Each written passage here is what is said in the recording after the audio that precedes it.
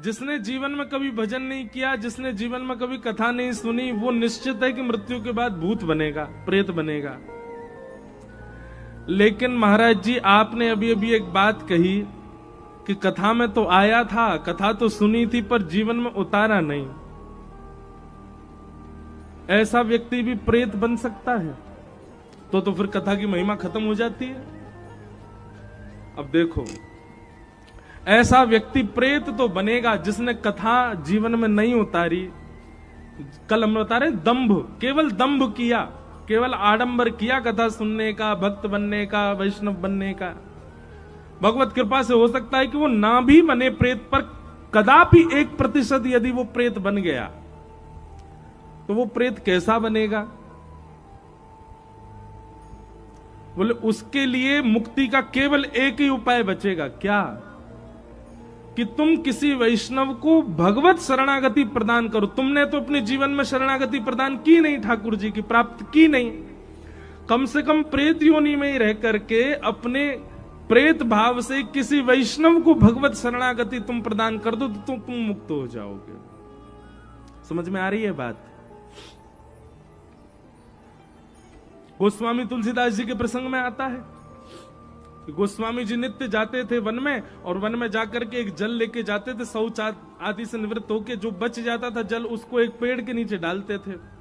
12 वर्ष तक इस नियम का पालन किया, तो 12 वर्ष बाद उस पेड़ से एक प्रेत प्रकट हो गया। उसने कहा, आपने मेरी प्यास बुझा दी, 12 साल तक मुझे रोज पानी पिलाया, वरदान मांगिए, मैं क्या दूं आपको, मैं प्रेत हूं, मैं आज मुक्त हो गया हूं। गोस्वामी जी कहते हैं, हमको राम जी कैसे मिलेंगे ये बताओ। तो उस प्रेत ने परिचय दिया, बोले आपकी कथा में हनुमान जी आते हैं, इस रूप में आते हैं, उनके चरण पकड़ लो, राम जी मिलेंगे। और गोस्वामी जी को मिले। ऐसी एक ब्रज की लीला भी है। ब्रज में नंदगांव में एक बाबा रहते थे, और वो बाबा वन में कुटिया बना करके रहते थे। रोज ब्रजवासियों के घर से मधुकरी लाते, और मधुकरी लाके मधुकरी पाते। जैसे वो मधुकरी पाने बैठते, तभी एक कुकर, एक कुत्ता आ जाता, उनके द्वार पर आके बैठ जाता। तो वो क्या करते कि मधुकरी पाने के बाद थोड़ी जो बच जाती वो उसको डाल देते, तो वो भी पाता था। बाबा का ये नियम चलता ही रहा कितने वर्षों तक रोज। अब तो पहले तो वो दया करके देते थे, अब तो बाकायदा उसका भाग निकालने लगे, उस कुत्ता को पवाते थे। एक बार बाबा को किसी कार्यक्रम के, किसी संत के यहाँ कोई उत्सव था, तो 3 दिन के लिए उनको गोवर्धन जाना पड़ा। अब वे तो गोवर्धन चले गए, अब वो कुत्ता रोज आता था, रोज आकर के द्वार पर बैठ जाता, लेकिन बाबा तो थे नहीं। 3 दिन तक जब उसको अन्न नहीं मिला, 3 दिन बाद जब बाबा लौट करके आए, तो 3 दिन तक वो, उससे पहले तो बाबा के यहां से जो प्रसादी मिलती थी उसके प्रभाव से वो कुकर का रूप में रहता था, पर 3 दिन तक जब उसको प्रसादी नहीं मिली, मधुकरी नहीं मिली, तो वो अपना रूप खो बैठा, वो प्रेत बन गया, वो प्रेत ही था। बाबा जैसे आए तो उनको रोने की आवाज आने लगी कुटिया में। बाबा बोले, ये कौन रो रहा है? खूब घूम घूम करके देखा, कोई नहीं मिला। बाबा समझ गए कोई प्रेत है निश्चित ही। उन्होंने तुरंत कमंडल का जल छिड़का, बोले कौन हो, प्रकट हो जाओ। प्रकट हो गया, बोले महाराज मैं एक प्रेत हूं, इतने वर्षों तक कुत्ता के रूप में आप मेरे को रोज कुछ ना कुछ पवाते थे, 3 दिन के लिए आप चले गए तो मैं अपने रूप से ओझल हो गया, पर आज आपने अपने कमंडल का जल डाल दी, अब मैं मुक्त हो गया। तो अब मैं मुक्त होकर के जा रहा हूं, उससे पहले आपको कुछ देना चाहता हूं, आप मांग लीजिए क्या चाहिए। नंदगाम के बाबा प्रेत से बोले, पहले मेरे सामने आओ। सामने आ गया। बाबा ने उसको पकड़ने की कोशिश की, पकड़ में नहीं आया। बोले पकड़ में आओ, तो पकड़ में आ गया। पकड़ करके बोले, अब तेरी मुक्ति तब तक नहीं होगी जब तक मुझे ये नहीं बताएगा कि नंद नंदन कैसे मिलेंगे। मुझे ये बता ठाकुर जी कैसे मिलेंगे। भैया तू प्रेत है, मानव योनि से निकल चुका है, तो को पता तो होगी कि ठाकुर जी मिलेंगे कैसे, बता। तब उस प्रेत ने कहा, बोले बाबा नंदगांव में शाम के समय एक ग्वारिया खूब सारी गैया चरा के लौटे। बोले हाँ। और वाके गैयान के झुंड में सबसे पीछे एक नेक सो बालक चलते हुए आवे। वो बालक रोज बदल जाए, कभी तो मोटो सो बालक होगो, कभी पतरो सो होगो, कभी छोटो सो होगो, कभी नेक चटकीलो सो होगो। बोले हाँ, वो बालक ही नंद नंदन है, वो बालक ही ठाकुर जी हैं। वो गैयान के पीछे पीछे चले, गैयान की रज में अपने आप को सराबोर करते भये। और उन गैयान में एक गैया नंद भवन की है, नंद भवन की गैया की वंश चलो आ रो, उन्हीं की वो गैया है। मतलब आज भी हमारे ब्रज की गैयाओं में वो गैयाएं हैं जो ठाकुर जी के समय पे गैया थी, उनकी लाली वाकी लाली वाकी लाली, वो वंश अभी भी चलता आ रहा है ब्रजमंडल में कई जगह। नाथ द्वारा में, श्रीनाथ जी में, वहां की गौशाला में तो हमने गैया का दर्शन किया है, जो नंद भवन की गैया की ही अभी वंशधर है। उसी की गैया के दूध से ही ठाकुर जी का अभिषेक होता है नाथ द्वारा में। प्रेत बोले वो गैयान में एक गैया जो है वो नंद भवन की गैया है। वाकू हाँकते भय जो नेक्स्ट से बालक जा रहा हो बाबा, वही कन्हैया है, पकड़ लियो। ऐसा कह करके प्रेत तो चलोगे हो। बाबा छुप करके बैठ गए। शाम का समय हुआ। जैसे ही महाराज गैयान को झुंड लेकर के ग्वारिया आए हो, देखते ही देखते बाबा ने देखी पेट निकरो भयो भार, गदमदरा से हाथ, नेक सो बालक, घुंघराले से केश हैं और गैयान को चरातो भयो आरोए। बाबा तो दौड़ करके गए और गैयान के बीच में जाके वह बालक के पांव ही पकड़ लिए। अब वो तो सामान्य बालक की तरह हरकत करें ठाकुर जी तो, अरे बाबा छोड़, मेरी मैया मेरी बाट निहार रही है, अरे मैं तेरी शिकायत कर दूंगा, सबरे ब्रजवासी को बुला दूंगा। अरे बाबा छोड़, देख मुंह को पकड़ के ले जा रहा हो बाबा, अरे भैया अइयो, अरे ब्रजवासियों अइयो, देखियो जे बाबा कहा कर रहा है। बाबा ने कस के पाम पकड़ लिए, बोले आज मैं छोड़ूंगा नहीं, आज तो अपने रूप को दर्शन कराना ही पड़ेगा। अरे बाबा मैं कोई और ना हूं, मैं तो अपनी मैया को लाला हूं, मैं तो वह यादव को छोरा हूं, वह के घर को छोरा हूं, तू काय को मुंह को पकड़ रहा? बोले नहीं नहीं मुझे पता आप नंद नंदन हो। बालक सांची में ऐसे रोने लगा जैसे कोई सामान्य बालक हो। अरे मेरी मैया तू कहां चली गई, जल्दी आ, देख बाबा ने पकड़ लियो, जे मुंह को पकड़ के ले जाएगो, मुंह को भी बाबा जी बना देगो, अरे मुंह को कोई को बेग खावेगो, अरे मैया जल्दी बचाइयो। लोग बाग इकट्ठे हो गए वहां पर, बाबा को खींचने लगे, लेकिन बाबा नहीं छोड़े। अरे दो चारों ने ये भी कह दी हमारो भतीजो है, हमारो लाला है, या कुछ छोड़ दे। बोले ये कोई नहीं है, ये नंद नंदन है, या को दर्शन देने ही पड़ेंगे। इतने प्रगाढ़ विश्वास के साथ ब्रजवासी बालक के चरण पकड़े तो जहां ये कथा लिखी वहां पे वर्णन आया कि वो बालक बालक ही था, ठाकुर जी नहीं थे, वो किसी ब्रजवासी का बालक ही था। लेकिन बाबा ने इतने कस के उसके चरण पकड़े कि नंद भवन में बैठे ठाकुर जी से सहन नहीं भई, और ठाकुर जी वह ब्रजवासी बालक में से प्रकट है गए, और प्रकट है करके वह बाबा को अपने कंठ से लगा लिए, और कंठ से लगा करके बोले बाबा अब मिल गयो, अब मेरी बात सुन। बोले कहा जे बालक मैं ना हूं, या को तो छोड़ दे, या को जान दे बाबा। तब बाबा ने छोड़े और तब बाबा की भी सदगति भई। भैया जिसको ठाकुर जी की प्राप्ति करनी होती है वो प्रेतों से भी मार्ग पूछ करके प्राप्त कर लेता है, और जिसके जीवन में ठाकुर जी के अनुग्रह नहीं होते वो बड़े बड़े संतों के बीच में रहकर के भी संसारी बना रहता है। मन में दृढ़ विश्वास आ जाए भगवत मिलन का, तो फिर साधन कैसा भी हो आप उस साधन से ही ठाकुर जी को प्राप्त कर लोगे। जिसको अपने गंतव्य पर पहुंचना वो ये नहीं देखेगा कि बस मिल रही है, कि टेम्पो मिल रहा है, कि रिक्शा मिल रहा है, वो कुछ भी मिले बैठ के जाएगा। और जिसको लाख बहाने वो ये सोचेगा एसी वाली गाड़ी हो, ऐसी हो वैसी हो। ठीक भैया वैसे ही ठाकुर जी को प्राप्त करना हो तो साधन चाहे जैसा मिल जाए उस साधन को ही साध्य बना करके भगवत प्राप्ति हो सकती है। तो प्रेत कौन बनते हैं? जो भजन नहीं करते।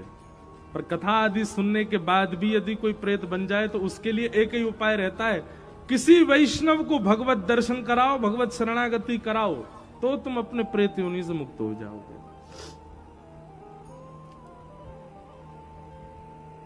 इस प्रकार भागवत जी की कथा से गोकर्ण जी मुक्त हुए। आओ भागवत के प्रथम स्कंद में हम लोग प्रवेश करें। जन्माद्यस्य यतोऽन्वयादितरतः चार्थे स्वविज्ञस्वराट् तेने ब्रह्म हृदय आदि कवये मुह्यन्ति यत्सूरयः तेजो वारिमृदां यथा विनिमयो यत्र त्रिशर्गो मृषाः धाम्ना स्वेन सदा निरस्तकुहकं सत्यं परम धीमहि धाम्ना स्वेन सदा निरस्तकुहकं सत्यं परम धीमहि।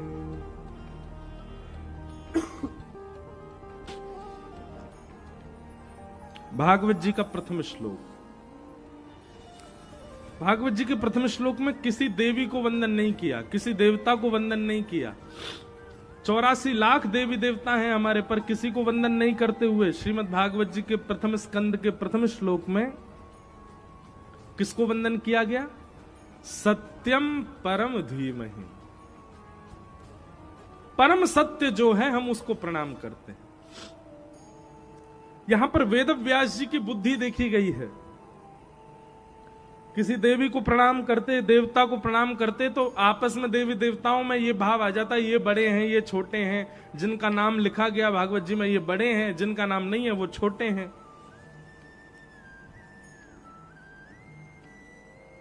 ये पदवी और उपाधियों की लड़ाई केवल मानवों में नहीं है, देवताओं में भी लगी रहती है। स्तोत्रम कश्य न तुष्टये, स्तुति से कौन प्रसन्न नहीं होता? सब प्रसन्न होते हैं। सबको चाहिए कि हमारी जय जय ज्यादा हो। लेकिन एक बात सदैव याद रखना, जितने भी देवी देवता हैं एक दूसरे से तो सबको प्रतिस्पर्धा होती ही है, पर जब मानव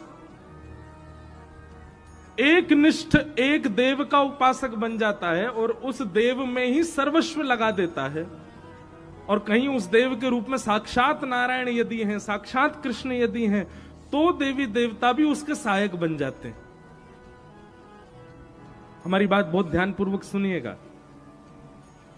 आपके अंदर एक निष्ठ भक्ति है एक देवता के प्रति, और चाहे जो हो जाए आप उसका त्याग नहीं कर सकते। तो कई सारे ऐसे योजना बनेंगी कि आप देव को छोड़ो, पर फिर भी आप उस देव को नहीं छोड़ते हैं, तो बाकी के सारे देवता आपके सहायक बनते हैं उसी देव की प्राप्ति में।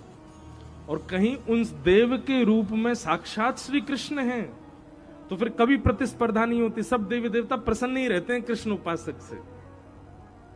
क्यों? ठाकुर जी की उपासना करने वाले के प्रति देवी देवता रखते हैं, हम जिसके उपासक हैं उसकी ये उपासना कर रहा है, इसलिए सबको प्रसन्नता होती है। हम वैष्णो देवी भी जाते हैं, हम महादेव के दर्शन करने भी जाते हैं। हमने पंजाब और हिमाचल में जितनी देवियां सबके दर्शन किए। सब जगह जाके यही मांगते हैं, बोले कि हे देवी मैया ऐसी कृपा कर दो, हमारे आराध्य श्री वृंदावन बिहारी लाल श्री राधा रमन लाल के प्रति हमारी और निष्ठा बढ़ जाए, हमारी और प्रीति बढ़ जाए, उनसे हमारा और प्रेम हो जाए। तो ये देवी देवता और सहायक बन जाते हैं। सत्यम परम धीमहि। भागवत जी के प्रथम श्लोक में किसी देवी देवता को नहीं, परम सत्य को वंदन किया गया। और परम सत्य कौन है?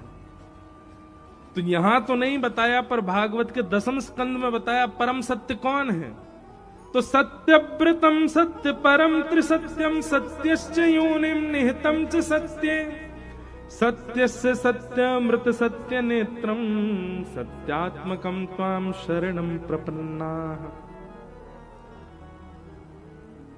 भागवत के 10वें स्कंद में जब भगवान श्री कृष्ण का प्रादुर्भाव होता है, भगवान श्री कृष्ण जब प्रकट होते हैं, तब देवी देवता ही 9 बार सत्य कहते हैं। सत्यव्रतम सत्य परम त्रिसत्यम सत्यश्च योनिम निहितम च सत्ये सत्यस्य सत्य मृत सत्य नेत्रम सत्यात्मकम त्वाम शरणम प्रपन्ना। ऐसे परम सत्य को हम बारंबार प्रणाम करते हैं। तो दसम स्कंद में 9 बार सत्य जिसको कहा गया, उसी सत्य की यहां पर वंदना कर रहे हैं। कौन? वेद व्यास जी। पर स्वच्छंद नहीं लिखा कि श्री कृष्ण को मैं प्रणाम करता हूं। क्यों? बोले पहले देवता ये स्वीकार करें कि परम सत्य श्री कृष्ण, तब मैं कृष्ण वंदन करूंगा। कृष्णम वंदे जगत गुरु।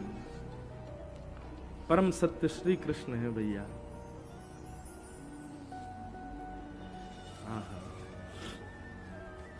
हमारे ब्रज के उपासकों के अगर आप उपासना देखोगे तो कई बार हो सकता है कि आप सबके मन में बहुत संशय आ जाए, पर हमारे ब्रज के उपासक तो ऐसे ही हैं।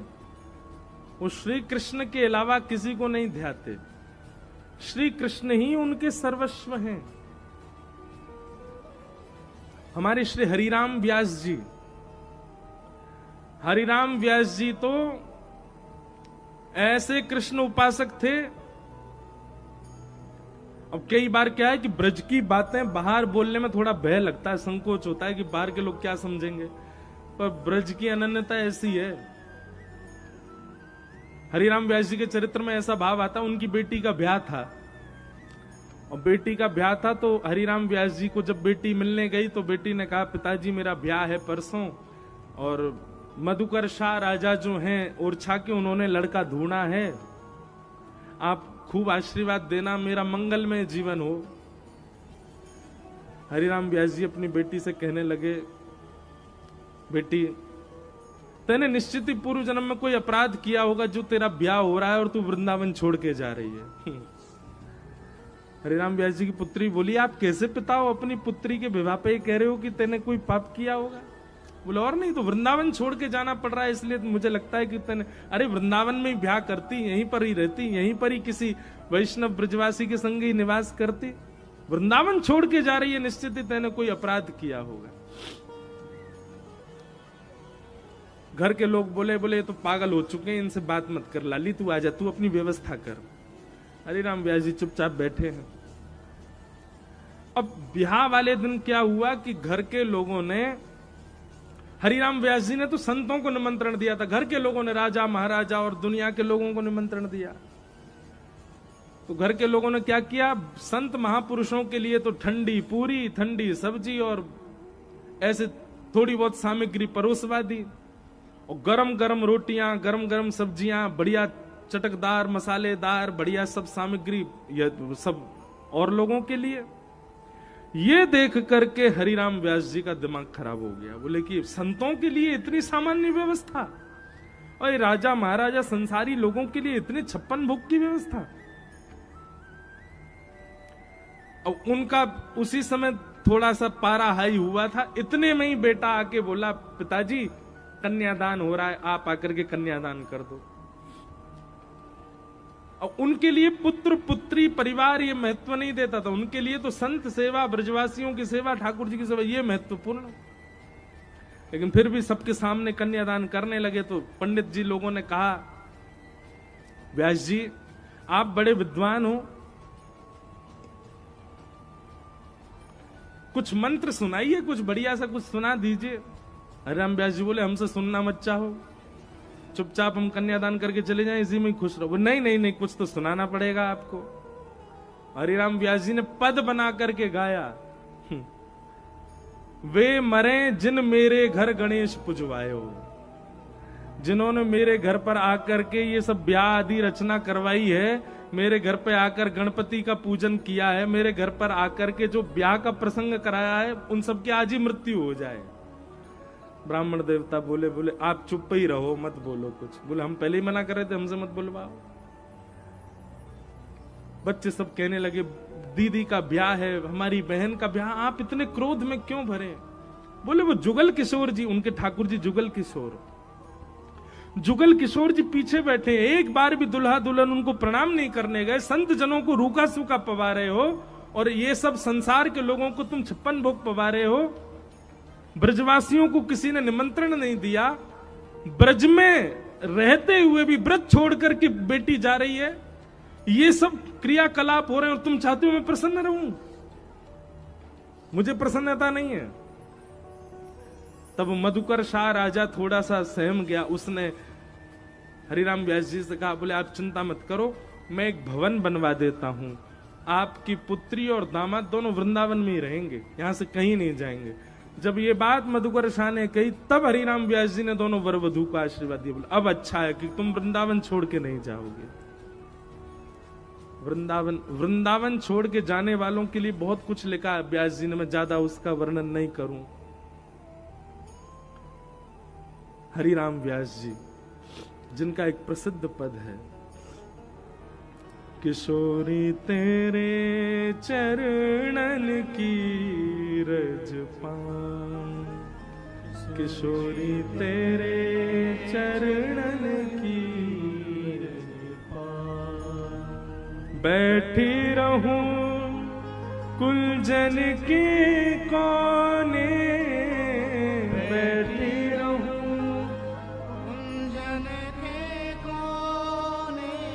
श्याम राधिका गाऊं, श्याम राधिका गाऊं, किशोरी तेरे चरणन की रज पाऊं, किशोरी तेरे चरणन की रज पाऊं। जारज को ब्रह्मादिक तरसत, जारज को ब्रह्मादिक तरसत, सूरज शीश चढ़ाऊं, सूरज शीश चढ़ाऊं, किशोरी तोरे चरणन की रज पाऊं, किशोरी तोरे चरणन की रज पाऊं। व्यास स्वामिनी की छवि निरखत, व्यास स्वामिनी की छवि निरखत, विमल विमल जस गाऊं,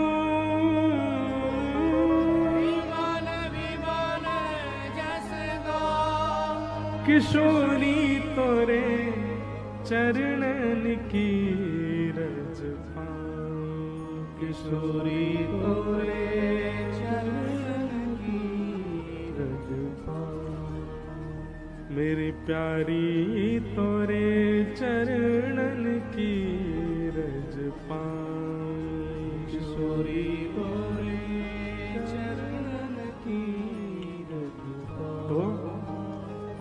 ब्रजवासियों की अनन्यता तो कभी कभी संसार के लोगों को समझ में भी नहीं आएगी, ऐसी अनन्यता ठाकुर जी के प्रति है। ऐसे श्री कृष्ण जो कि परम सत्य हैं, हम उनको बारंबार वंदन करते हैं। भागवत जी का प्रथम श्लोक। भागवत जी के द्वितीय श्लोक में 4 बातें बताई गई हैं, विषय, अधिकारी, संबंध और प्रयोजन। बहुत ध्यान पूर्वक सुनिएगा। भागवत का विषय क्या है, भागवत का अधिकारी कौन है, श्रीमद् भागवत जी से हमारा संबंध क्या है, और श्रीमद् भागवत जी का प्रयोजन क्या है, ये 4 बातें। सबसे पहला भागवत जी का विषय, तो कहते हैं धर्म प्रोचित तबोत्र परमो, सुनने वाले के चित्त में, सुनने वाले के हृदय में परम धर्म का बीज प्रकट करना, यह भागवत जी का विषय है। धर्म और परम धर्म 2 बातें होती हैं। आप अपने लिए, पति के लिए, बच्चों के लिए, पत्नी के लिए, परिवार के लिए जो कुछ भी सत्कर्म करते हो वो सब धर्म कहलाता है। आप दफ्तर जाते हो, दुकान पे जाते हो, हवाई जहाज उड़ाते हो, ट्रेन चलाते हो, गाड़ी ड्राइव करते हो, ऑफिस जाते हो, अपना सत्कर्म जो कुछ भी आप कर रहे हो ये सब धर्म कहलाता है। जिस कर्म के फलस्वरूप आप 3 समय की रोटी खा रहे हो, अपने परिवार को संभाल करके चल रहे हो, वो सारे कर्म आपके धर्म कहलाते हैं। परम धर्म किसको कहते हैं? आत्म कल्याण के लिए जो आप करते हो वही परम धर्म है। बहुत ध्यानपूर्वक सुनिएगा। परिवार के कल्याण के लिए, समाज में उठने बैठने के लिए, 3 समय की रोटी पाने के लिए, अपने तन को व्यवस्थित करने के लिए जो आप सत्कर्म करते हो वो धर्म है, पर अपनी आत्मा के कल्याण के लिए जो आप कर्म करते हो वही परम धर्म है। बताओ, भागवत जी की कथा सुनना धर्म है कि परम धर्म है? क्या है? परम धर्म। क्यों? क्योंकि यहां पर आप देहाभिमान शून्य हो। यहां पर आप देह को प्रधानता देकर के नहीं बैठे। देह को प्रधानता यदि मैंने दिया होता तो मैं आराम ही कर रहा होता इस समय, पर देह को प्रधानता नहीं है। आप लोगों ने अपने देह को प्रधानता दी होती तो आप भी इसी चला करके कक्षों में बैठे होते, नीचे जमीन पर इतनी भीड़ में घिचपिच करके ऐसे नहीं बैठे होते। आप सब देहाभिमान शून्य होकर के बैठे हो। इसका मतलब कथा देह के लिए तो नहीं सुन रहे आप। हाँ, आप भोजन देह के लिए कर रहे हो, सोते देह के लिए हो, चलते देह के लिए हो, कपड़े पहनते देह के लिए हो, परफ्यूम देह के लिए लगाते, सुंदरता देह के लिए है, सब कुछ देह के लिए। पर पंडाल में आती जैसे आप बैठे, कथा प्रारंभ हुई, अब यहां देह के लिए आप कुछ नहीं कर रहे हो, आप आत्म कल्याण के लिए बैठे हो। यही परम धर्म है। जहां पर कुछ क्रिया नहीं है लेकिन फिर भी कल्याण की भावना चित्त में उत्पन्न हो रही है, उसी को ही परम धर्म कहते हैं। और भागवत का विषय क्या है?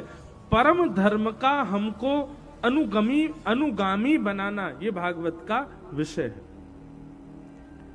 कथा सुनने के बाद में आपने, यदि आपके मन में ये बात आ गई कि हमने तो कथा सुन ली, बस हो गई हमारी क्षुधा पूर्ति, तो समझ जाना आपने कथा सुनी नहीं। पर कथा सुनने के बाद में स्थिति ये हो गई कि 7वां दिन कथा का आया और आपके मन में ये आया, अब दोबारा कथा कब होगी, हम कब सुनेंगे, कब से फिर से ये सब चर्चाएं सुनने को मिलेंगी, ये चित्त में भावना प्रकट हो जाए, तब समझना आपने कथा सुनी है।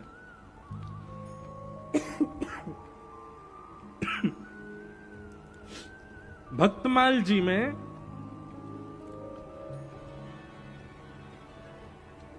परीक्षित के प्रसंग में बताते हैं कि परीक्षित को 7 दिन में मरने का श्राप लगा था, तक्षक सर्प के डंसन से मृत्यु होगी। पर नाभाजी भक्तमाल में कहते हैं कि जैसे ही सुखदेव जी ने व्यास मंच से कहा कि परीक्षित अब 7 दिन पूरे हो गए, मैं अपनी वाणी को विराम दे रहा हूं, जैसे ही व्यास जी ने कहा मैं अपनी वाणी को विराम दे रहा हूं, सामने बैठे हुए परीक्षित ने कहा, जब आपकी वाणी विराम ही हो रही है, ये 7 दिन की कथा ही विराम हो रही है, तो अब मैं जीवित रह के क्या करूं? श्राप लगा शरीर को है, सर्प डसेगा शरीर को, पर आपकी कथा ने तो मुझे नित्य मुक्त शुद्ध आत्मा बना दिया है। अब आपकी कथा विश्राम होगी और मेरे प्राण भी विश्राम लेंगे। जैसे ही व्यास जी ने व्यास मंच का त्याग किया, सुखदेव जी ने तुरंत ही सामने बैठे परीक्षित ने अपने प्राण त्याग दिए। क्यों? जब कथा ही नहीं है तो मैं जीवित कैसे रह सकता हूं? ऐसी स्थिति थी परीक्षित की। क्षमा कीजिएगा, पर कथा के विश्राम में आपके चित्त में ऐसी व्याकुलता हो जाए कि अब कब सुनने को मिलेगा दोबारा, तब समझो कि आपने कथा सुनी, भागवत जी का विषय जो था वो पूरा हुआ है। और कहीं मन में ये आ गई कि बस अब 7 दिन है गए, कथा सुन ली, हमारा काम पूरा हो गया, हम जिस उद्देश्य से आए थे वो उद्देश्य पूरा हो गया, पितृ मुक्ति हो गई होगी, हमारे ग्रह कलेश शांत हो जाएंगे, कथा सुननी थी जीवन में एक बार, हमने सुन ली, बस हो गए निवृत्त। अब दोबारा कभी कथा का निमंत्रण भी आए तो बस ये कह देते हैं हम तो कथा सुन चुके हैं, एक बार सुन चुके हैं बढ़िया प्रेम से। ये निवृत्ति की स्थिति आना, ये ऐसी स्थिति चित्त में आना कि आप अब परिपूर्ण हो चुके हो कथा से, अब आपको आवश्यकता नहीं है, तो समझ जाना आपने कथा सुना नहीं, कथा ने आपको स्वीकार किया नहीं। हनुमान जी के विषय में आता है, प्रभु चरित्र सुनवे कौन सिया, राम लखन सीता मन बसिया। हनुमान जी एक ही चरित्र को 500 बार सुन सकते हैं, इतना उनको प्रिय लगता है कथा सुनना। बार बार सुनते हैं, बार बार सुनते हैं, कथा सुनने के रसिया हैं श्री हनुमान जी महाराज। तो भागवत का विषय क्या है? परम धर्म की अनंत इच्छा चित्त में प्रकट होना, यही भागवत का परम धर्म है। भागवत का परम धर्म विषय। दूसरी बात, भागवत का अधिकारी कौन है? कौन सुन सकता है और कौन सुना सकता है? किसको अधिकार मिला है कथा का? तो कहते हैं निर्मत सराणाम सताम, जिसके चित्त में मात्सर्य दोष नहीं है। एक बात बताएं, कथा का एक नियम सुनिएगा।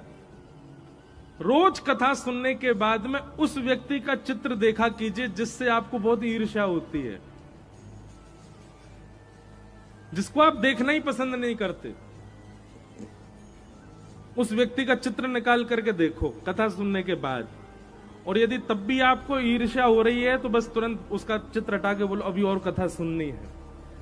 जिस दिन उसका चित्र अच्छा सा लगने लग जाए, जिस दिन उसके चित्र को देख करके आपको ईर्ष्या ना होवे, और एक आध चित्र नहीं बहुत सारे चित्र देखो, उपदेश घूम रहा है, बड़ी बड़ी गाड़ियों में घूम रहा है, ओहो इतने सुंदर कमाई कर रहा है, ये सब चीज देखने पर भी आपके चित्त पर कोई प्रभाव ना पड़े, तब समझ जाइएगा आपने कथा सुनी है। और महाराज चित्र देखने के बाद भी यूं आ रही है कि कहां मिल जाए मुझे, इसके साथ कुछ यूं कर दूं, इसका ये हो जाए, इसका ये बर्बाद हो जाए। अभी कथा सुनो और सुनो, अभी कथा जीवन में आई नहीं है, इसीलिए ईर्ष्या की भावना चित्त में। याद रखिएगा, लिख लीजिएगा, कथा जब जीवन में आती है तो सबसे पहले ईर्ष्या निवृत्त करेगी आपको। और कहीं आप ईर्ष्या युक्त हो तो ना तो आपका भजन, ना आपका कीर्तन, ना आपका नाम जप, ना आपका तिलक लगाना, ना आपका वैष्णव होना, ना आपका धाम जाना, ना आपका कथा सुनना, ये सब का कोई प्रभाव आपके ऊपर नहीं हो रहा है। भाई औषधि लेते हैं तो गले पर असर होना चाहिए, जैसे हम 2 दिन से ले रहे हैं, हो ही नहीं रहा असर। असर हो तो मानो ना कि औषधि में देखो 2 चीज होती हैं जिससे असर नहीं होता। पहली बात, या तो औषधि में कमी है इसलिए असर नहीं हो रहा। दूसरी बात, औषधि तो ले रहा है पर परहेज नहीं कर रहा, इसलिए भी असर नहीं होगा। पर हम तो दोनों ही कर रहे हैं, परहेज भी कर रहे हैं, औषधि भी ले रहे हैं। हमारे लाला थोड़े नाराज बैठे हैं हमसे, इसीलिए ये गला बैठा है। पर निश्चित है अभी जल्दी हम, फिर भी कथा तो समझ में आ रही है ना सब लोगों को? समझ में आ रही कि नहीं? हाँ या ना कुछ बताओ। हाँ बस, हमारे मन में उड़क तो बहुत आती है, ये वाला पद गा दें, ये वाला पद सुना दें, पर गले के कारण हम थोड़े रुक जाते हैं। आप लोग साथ दो तो हम गाएंगे, गाओगे साथ में? हो ब्रज के नंद लाला, राधा जी के सावरिया, सब दुख दूर हुए जब तेरा नाम लिया। ब्रज के नंद लाला, राधा जी के सावरिया,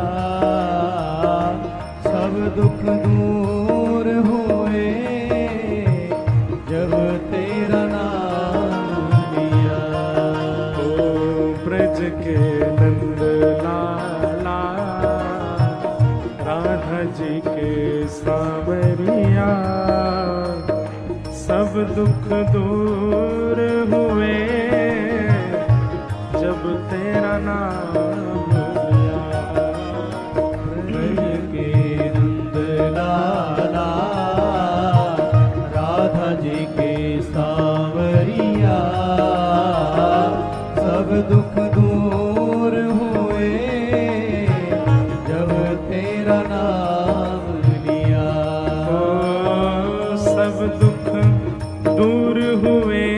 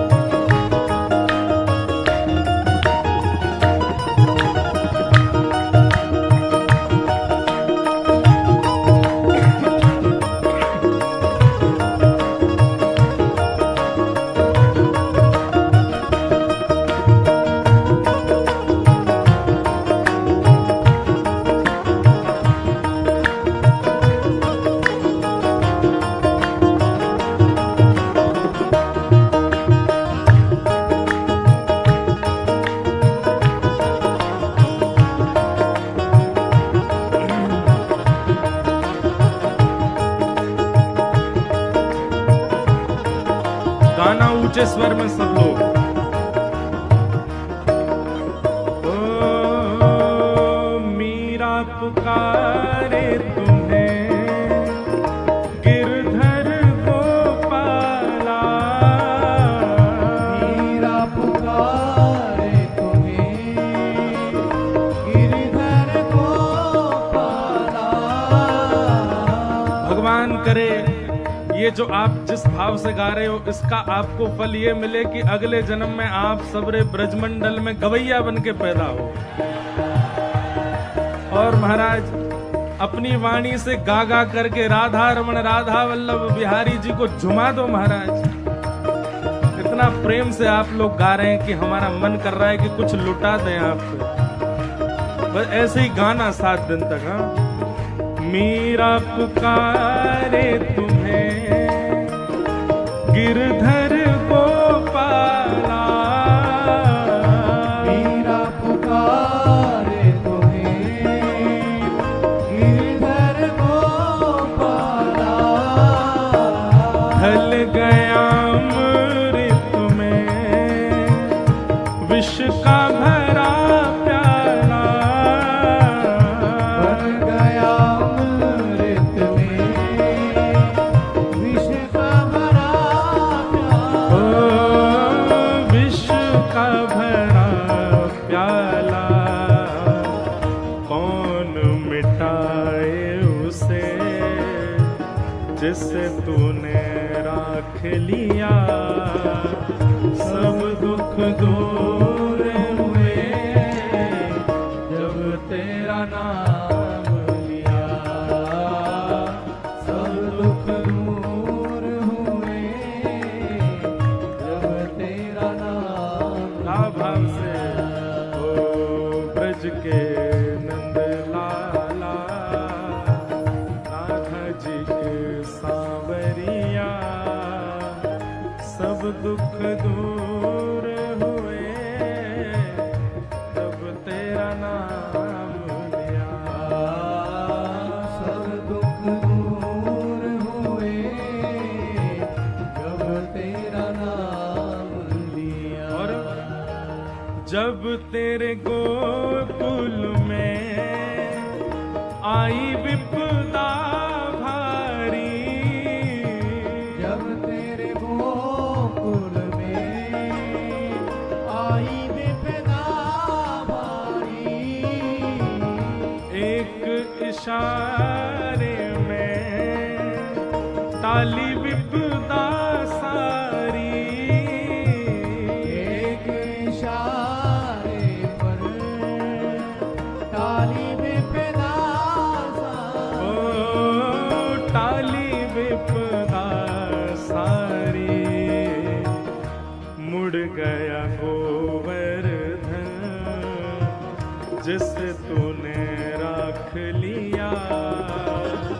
सब दुख दूर हुए जब तेरा नाम लिया, सब दुख दूर हुए जब तेरा नाम लिया।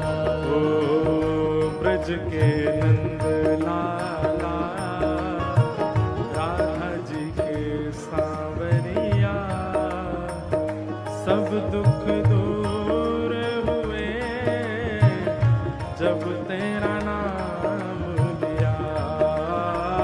सब दुख दूर हुए जब तेरा नाम। बोल भक्त वत्सल भगवान की।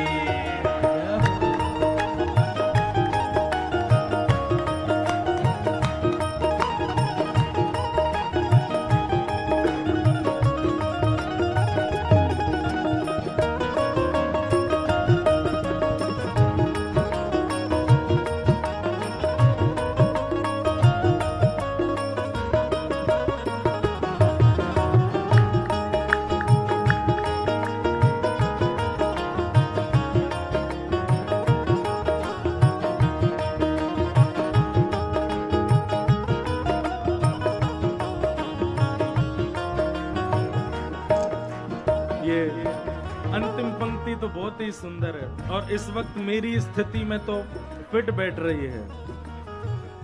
देख रहे हो तुम मेरे दुखड़े सारे, देख रहे हो तुम मेरे दुखड़े सारे, देख रहे हो तुम मेरे दुखड़े सारे, देख रहे हो तुम मेरे दुखड़े सारे, कब दर्शन दोगे मेरी आंखों के तारे, अब दर्शन दोगे मेरी आँखों के तारे,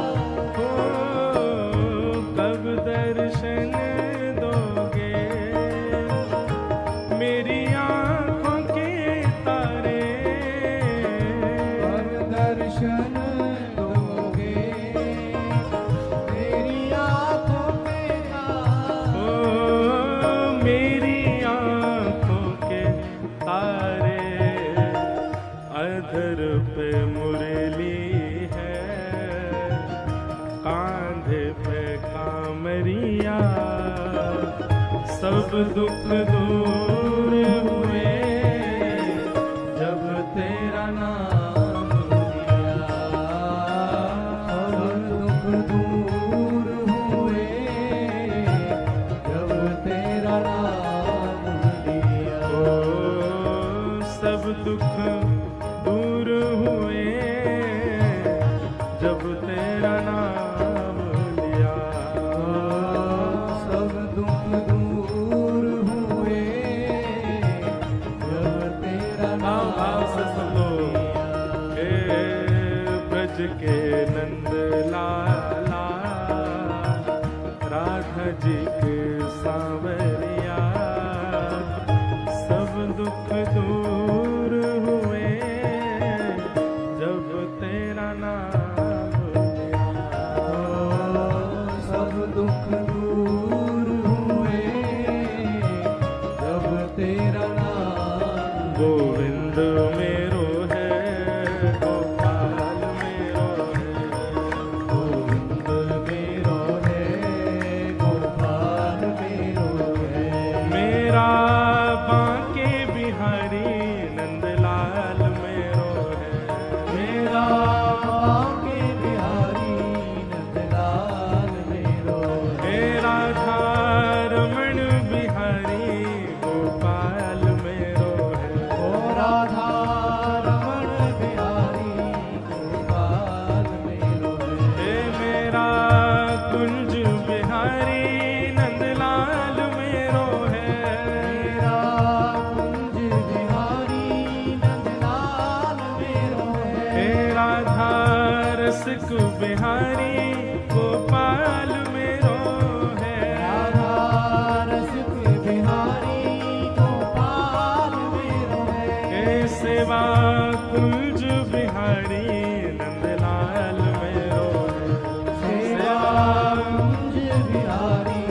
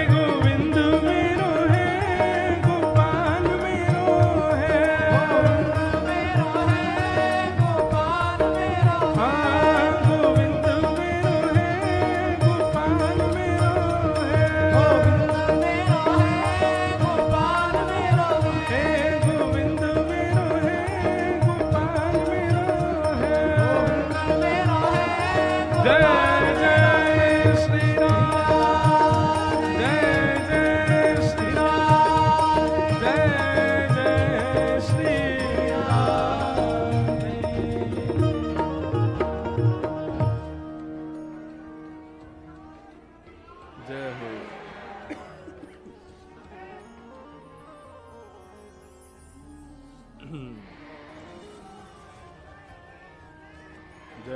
जय हो, विराज जाओ। तो निर्मत सराणाम सताम। भैया एक बात याद रखो, आपके चित्त में कभी भी मात्सर्य दोष नहीं आना चाहिए। भक्ति मार्ग में यदि आप हो, भक्ति पथ पर यदि आप हो, वृंदावन के उपासक यदि आप बन गए हो और आपके चित्त में यदि ईर्ष्या भावना है किसी के भी प्रति, तो निश्चित है कि भगवत मिलन में वो ईर्ष्या बाधा बनेगी। इसलिए ईर्ष्या का त्याग करो। और भैया ये तो बहुत सामान्य सी बात है, लेकिन इससे भी खतरनाक बात, कई लोगों को तो भगवत भक्तों से ईर्ष्या होती है, भगवत वैष्णवों से ही ईर्ष्या भावना आ जाती है चित्त में।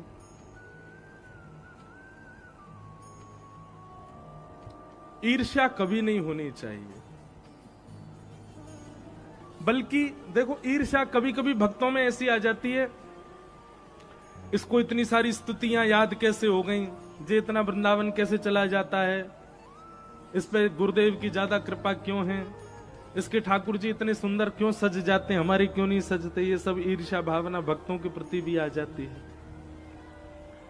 इसमें ईर्ष्या ना आवे, बल्कि ठाकुर जी से प्रार्थना हो कि नाथ आप खूब कृपा करो इसके ऊपर नेका दिन, लेकिन हम पे भी करो। ऐसी भावना रखो तो कोई दिक्कत नहीं, पर ईर्ष्या नहीं आनी चाहिए। हे राधा वल्लभ लाल, आपने इनको स्वीकार किया, उनको स्वीकार किया, हम में क्या कमी है, हमको कब स्वीकार करोगे। सुना है तारे हैं तुमने लाखों, हमें जो तारो तो हम भी जाने। आपने लाखों तारे हैं नाथ, पर हमें कब तारोगे। लाखों को तर जाने से हमको ईर्ष्या भावना नहीं आनी चाहिए, हमको ये भावना आनी चाहिए कि हम पे कृपा कब होगी।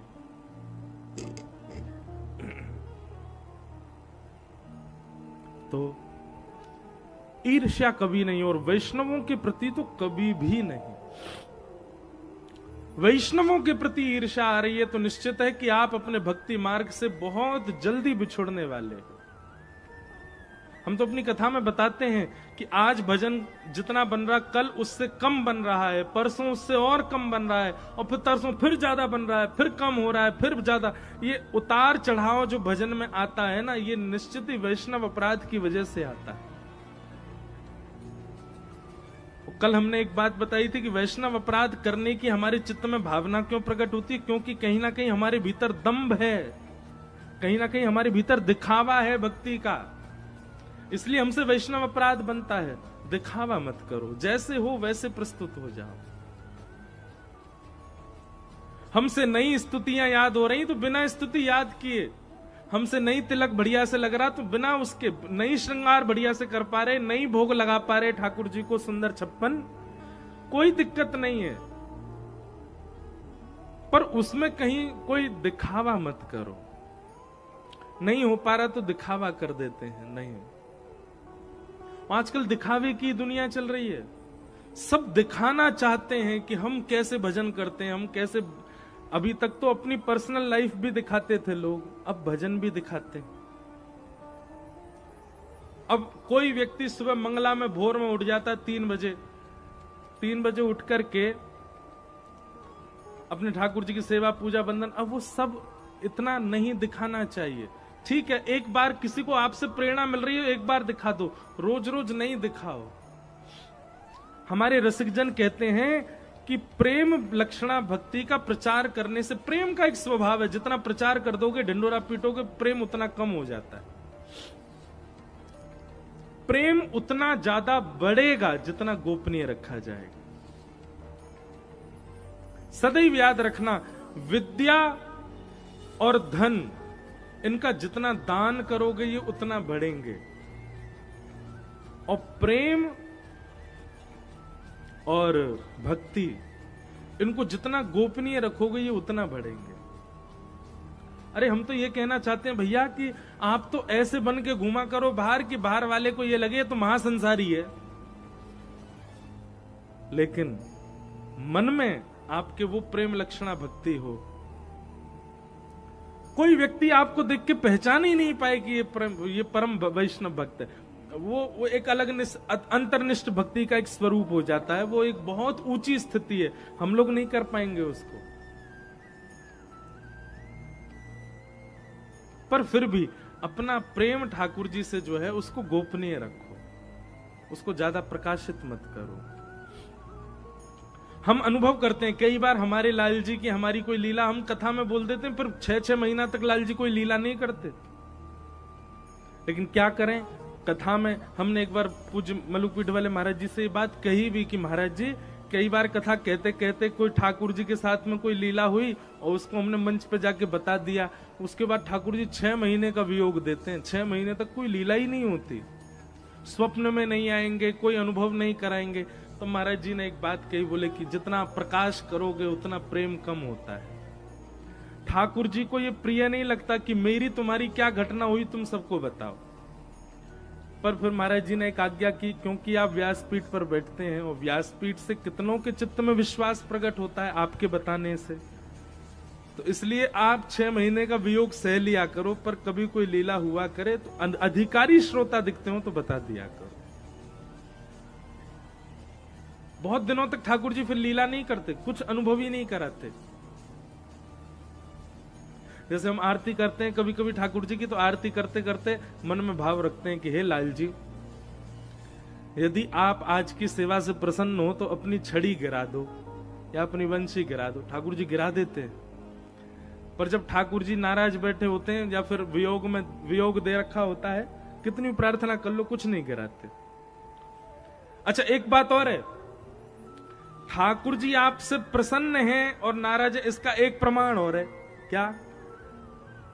बहुत जल्दी सेवा हो जाती है, बहुत जल्दी श्रृंगार हो जाता है। जैसा चाहते हो वैसा भोग बन जाए, जैसा चाहो वैसा बंगला बन जाए, जैसे चाहो वैसे ठाकुर जी विराजमान हो जाए, तो समझे ना ठाकुर जी नाराज हैं। और आप जैसा चाह रहे वैसा श्रृंगार नहीं हो पा रहा, जैसा भोग बनाना चाह रहे वैसा बन नहीं पा रहा। बंगला कभी यहां से फूल गिर रहे हैं, कभी उधर से कुछ गिर रहा है। ठाकुर जी कभी मुकुट फेंक रहे हैं, कभी बंसी गिर रहे हैं, कभी अपनी जो है का कपड़ा लत्ता नहीं उतार रहे हैं, तो समझ जाइए राजी बैठे हैं, लीला कर रहे हैं। ये बड़ी अंतरंग बातें हैं कि अनुकूल आपके मन के अनुसार सब हो जाए तो समझ जाना ठाकुर जी जैसे रूठा हुआ व्यक्ति होता है, वो कैसा होता है, कहीं बैठा तो बैठ जाएगा, मुझको क्या है, पीछे बैठ जाओ तुम गाड़ी में, हाँ हाँ सबसे पीछे बैठूंगा मैं, वो बैठ जाएगा चुपचाप। भोजन करोगे, बोले बिल्कुल मत कराओ, करा दो तो खा लेगा, नहीं कराओ तो बिल्कुल नहीं करा। रूठे हुए व्यक्ति की पहचान है, वो बहुत रूठ जाता है तो वो नक चढ़ा सा ऐसा ही हो जाता है, कहीं बैठा दो, कुछ खिला दो, खिलाओ मत, पूछो मत, वो मुंह फुलाए बैठा ही रहेगा। ऐसे ही ठाकुर जी जब नाराज होते हैं तो जहां बैठा तो बैठ जाएंगे, जैसा श्रृंगार कर दो करा लेंगे, जैसा बंगला बनाओ बनवा देंगे, जैसी थाली सजाओ सजवा देंगे। लेकिन ठाकुर जी जब प्रत्यक्ष विराजमान होते हैं और आपसे राजी होते हैं तो कुछ ना कुछ लीला करेंगे। कभी मुकुट फेंकेंगे, कभी कुंडल उतार के धर देंगे, कभी कुछ कर देंगे, कभी कुछ कर दें। तो इन सब लीलाओं को पहले तो लोग सोचते थे कि अपशगुन है, ठाकुर जी मुकुट उतार देते हैं, ठाकुर जी अपनी जो है नेत्र पधरा देते हैं नीचे, ठाकुर जी कभी अपना दुपट्टा गिर देते हैं, और कुछ नहीं तो महाराज कईयों के लड्डू गोपाल तो लुढ़के ही जाते हैं, गिर ही जाते हैं, बैठा के गए लौट के आए भोग लेके तो लुढ़के पड़े हैं। समझ जाओ ठाकुर जी आपसे राजी बैठे।